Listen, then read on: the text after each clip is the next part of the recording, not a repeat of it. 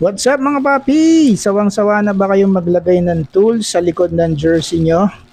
Ako sawang-sawa na kaya bumili ako ng tool bag sa Shopee. Kaya tara, samahan nyo ako, tingnan natin kung gaano kaganda to. Let's go!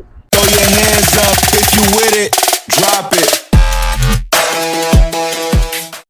Okay, unang-una, saan ba natin nabili to? Nabili natin to sa healthystyle.ph for 180 pesos kasama na yung shipping. So ito yung itsura ng tool bag. Maganda naman yung zipper niya.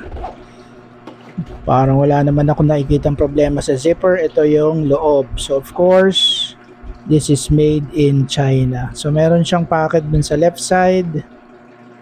And then meron din siyang another pocket dun sa right side na the zipper naman. Ayan o. Yan na natin yung zipper. Maayos ba? Mukhang maayos naman. Okay, so ano-ano ba yung plano kong ilagay dito? Kasi sawan-sawa na ako maglagay nga ng tools sa jersey ko. So unang-una yung mga Allen wrench natin. Yun, saktong-sakto.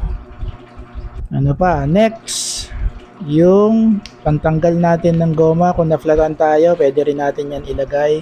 Unfortunately, yung pump na portable, hindi kaya dito yung small pump. Pero, katingko ang ilalagay natin dito para pagka pinupulikat tayo, meron tayong pang spray.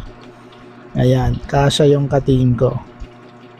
So, pang ilan na yan? Pangatlong item na yan. And of course, yung huling-huli, yung pang lock ng bike natin. Pagka nagkakape tayo or kumakain tayo, and need natin iwanan yung bike, ayan, meron tayong cable lock para sa bike. Tingnan natin kung masasara pa rin. Pwede. Masasari pa rin natin siya ng walang issues at all. Ayan, seamless yung pag zip natin ng zipper niya. Ayan. Ganda rin yung material nito, parang leather na matte. Tingnan natin kung kasya dun sa lalagyan ng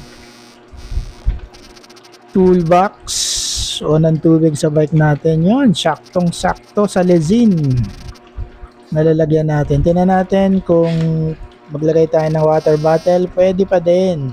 Shoot na shoot. So okay na okay to sa mga naghahanap ng toolbox. Ito, pwedeng option, 180 lang.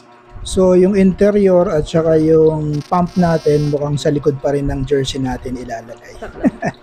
Alright, so that's it for our vlog for today. Thanks for watching. Be safe everyone. Till the next Budol!